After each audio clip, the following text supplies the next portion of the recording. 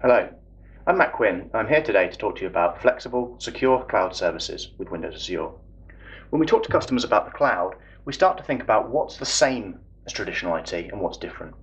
If we start with what's the same, any application is going to have to store some data. You're going to have servers to run that data, whether they be Windows or whether they be Linux, virtual machines, or traditional servers. You still need network connectivity and all the underlying layers that make the internet and applications work. Where the differences come in are around some of the levels of automation that make the platform work on its own, and some of the economies of scale, with Microsoft running millions of servers for customers. When you look at what the cloud actually does for you, it enables you to deploy your application onto infrastructure that is owned and run by Microsoft. If you need more servers, you simply turn them on. If a server happens to die, then your application is automatically managed to move to a new piece of hardware, so that you don't have to repair the infrastructure. When storing data in the cloud, you have the option to encrypt that data so that it's securely stored and inaccessible to anyone else. The platform also takes care of replicating that data for resilience, so that anything you write to disk is actually stored in 3 different locations. If you enable geo-replication, that data is also streamed to a secondary data center at least 400 miles away, from a disaster recovery perspective. So that's how the cloud works, but why would I look to do this?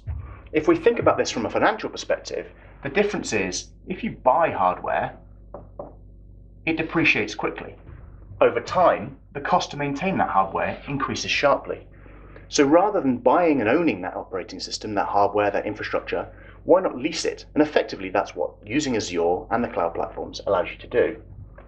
So as your application grows and as your business demand grows, traditional IT would mean that you would need to bring on new infrastructure, buy some more, bring on new infrastructure, buy some more, and continue to grow in steps. What the cloud allows you to do is more accurately mirror what happens in the real world. Demand grows, suddenly spikes, things take off, they go quiet for a seasonal period, and off they go. The challenge with this is you end up with unhappy customers at this point when you don't have enough infrastructure running to keep your application smooth. And at this point, you're wasting lots of capital on infrastructure that's not actively being used.